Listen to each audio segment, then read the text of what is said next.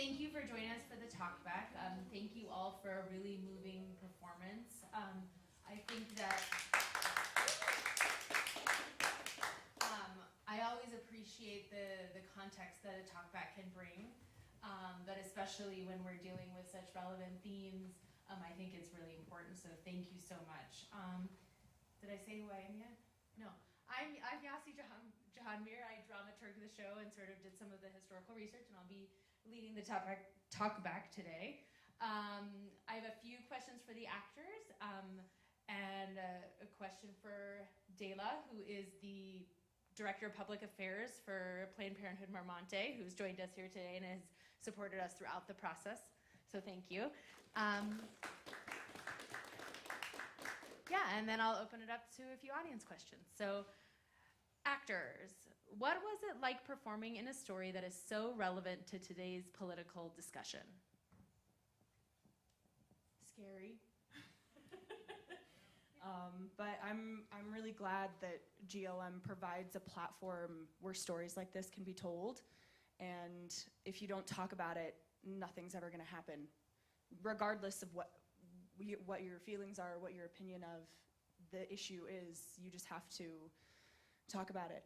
And this is a very in-your-face piece to talk about.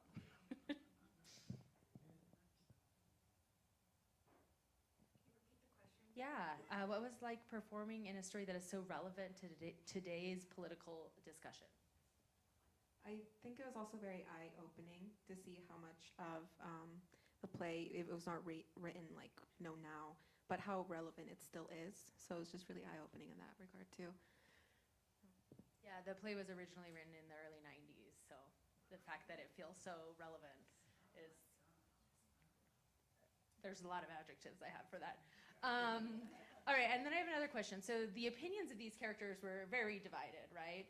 So what was it like performing a character that maybe shared your political views or were contrary? What were some of the challenges that came up with these sort of extreme positions?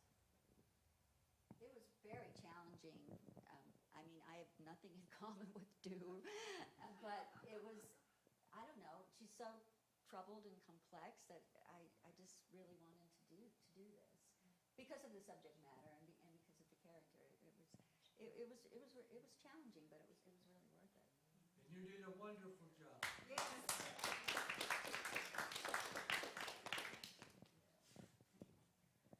I also share very different beliefs from Nicole, and it was challenging trying to find a character that has nothing redeemable about him and changing it so that, because acting as him, he thinks he's in the right, so it's really hard trying to be redeemable when I personally think there's nothing good about him at all, so.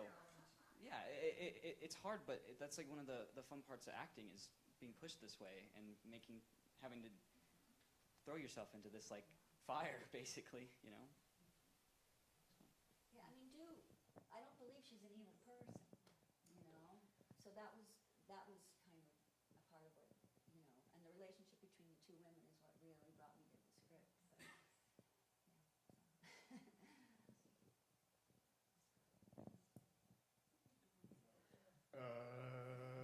yeah, when you're acting, you find what's in common with the character, and then you explore what you don't have in common with the character. And there was so much to explore because I think we all feel we're so unlike our characters. But, that's what makes it interesting and hopefully, in the end, watchable. Great, thank you. So my next question for you, Dela, is can you tell us what abortion access looks like in Nevada since Roe was overturned?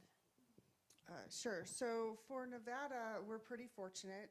In the 90s, we passed what is commonly called Question 7 or Freedom of Choice Act, where regardless of what happened to Roe, abortion access was protected in Nevada.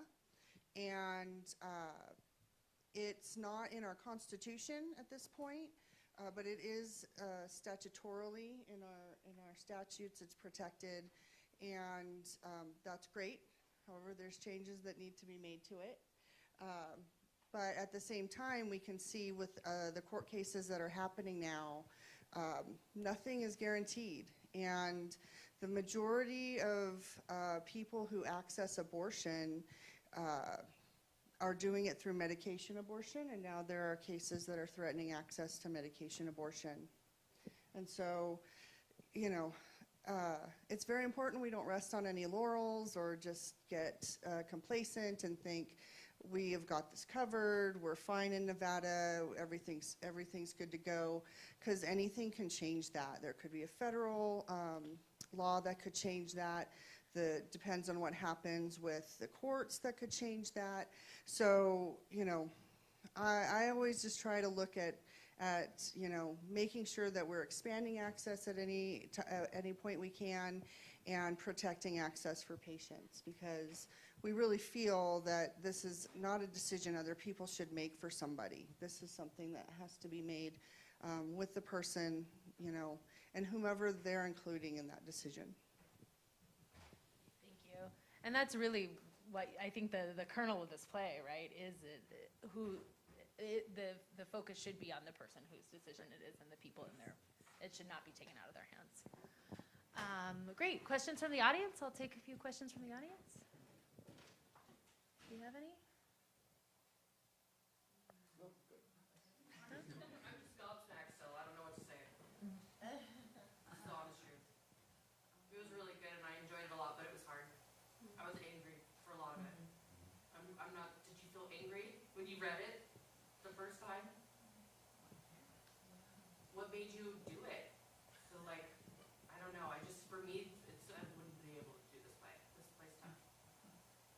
Adding on to that, as an ensemble, how do you work through this together? Great. So the question was, as an ensemble, how do you work through the anger, the difficult feelings that come up through this process?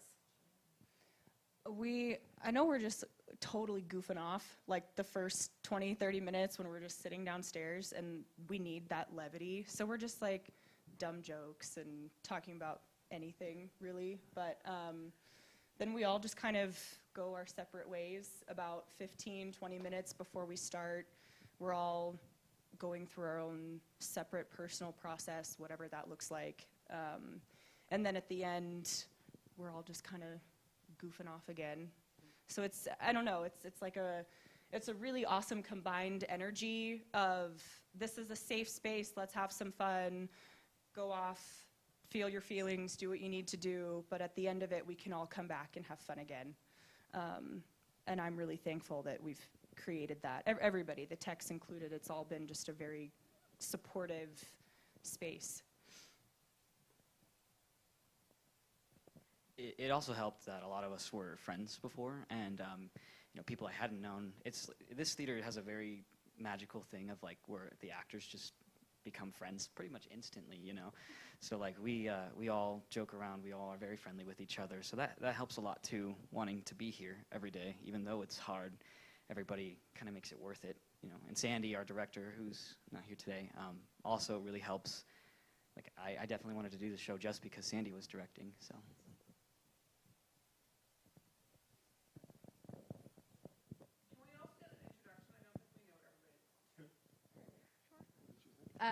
Everyone introduce yourselves. And My name is Adam Neese.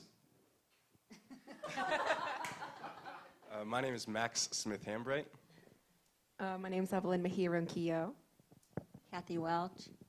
I'm Paige Tatum. I'm Jayton Newbury. And I'm Alexis Pedotti.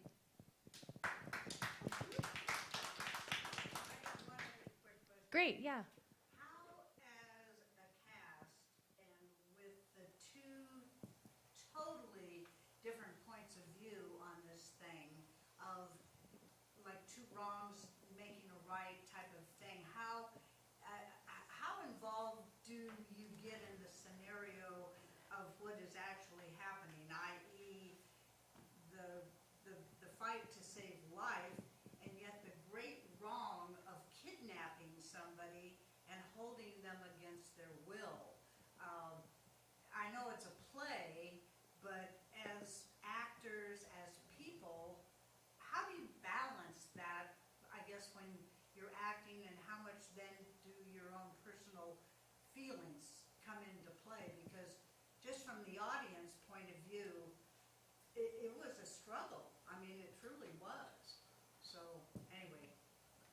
I admire acting, and I know you have to put yourself apart from your normal, what you are, but yet I don't think you can totally, divorce yourself from who you are about feeling. So how difficult was it with this subject, I guess? And just to paraphrase that question for those on the live stream, I won't be able to get all the detail that you had, but basically, as an actor with material that's so difficult, how much of yourself goes into it, or what are some of the maybe tactics you use to distance yourself from it if needed? Well, I had to distance myself. I'm not somebody, when I leave the stage, I don't take it with me, so that's how I worked with it. I mean, I gave a lot of thought to the play and my character and what she was doing, and yes, it was a terrible thing, but I had to just look at it as I was an actor playing a part. I couldn't get, totally, you know what I mean? Upset about it because I had a job to do. But so that's just how I work. But well, and even her character is one in which she had a boss looking over her. right. That she had to be careful. Was she wearing the mask? Was she not wearing the mask? Right. Was she able to deal with breakfast and whatever else, and the chocolate cake, and the whole things that she had to struggle with. And that's why I thought she did a particularly good job in playing both sides of the fence to what she had, what she could say, what she couldn't. The protagonist had obviously the center role of, and it's pretty simple and pretty strong as to who she was, and didn't get into her background or character too much, a little bit with the husband or ex, but mostly her guideline was straight and direct and true. The pastor comes in with two different heads on, and who knows, it was hard to follow some of the things. would say, just as a side note, it's very hard when you have crosses on the wall and things that are going to be in the set that would provide a background for a kidnapping, and how whatever the justification would be. I don't know the play, I've never read it, nor the playwright.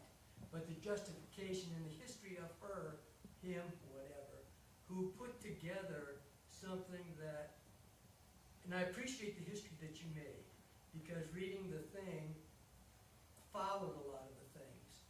My generation is Roe versus Wade. I was directly involved with Roe versus Wade in a personal nature, 2 different ways. In one case, and I share this as a testimony, I had one son, and it was very clear when you go through Lamaze practice and so forth, how you're going to raise your child. At the last, he flipped, and therefore was going to be a cesarean. But the discussion happened in 2 different ways. Roe versus Wade was 1973, and I was a college guy. Before I had my kids, this was happening. While Roe versus Wade was going, before I met my wife, I had a woman come to me and ask for $200 because her friend was going to have an illegal abortion in Mexico. And I didn't know the woman, I didn't know the circumstance, I didn't care. I was asked as a 20-some-year-old guy, would you give me $200, which was a lot of money in 1971. And I, without a doubt, boom. So my point is, so then when my son was ready, the question was theoretically asked, what would you do, save the mother or save the baby? You have a choice. I can only save one. I didn't hesitate. I can always make another baby, but I can't make my wife. You save my wife. That didn't come from 5 seconds of thought. So my background, my history, my morals, my values all got put into the different thing. And so that's why this is a very interesting discussion in a way that they have presented it.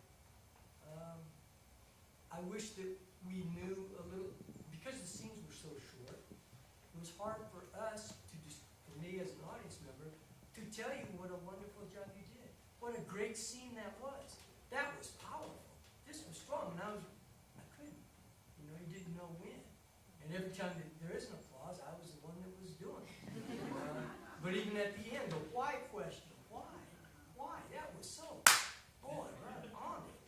And it was the end, but I didn't know. I don't know if there's a way to show, but you guys did a wonderful job. Thank you. I really appreciate the effort. All right, any final thoughts from the cast and the crew? Thanks for coming. Thank you all, and have a great Sunday. Thank you.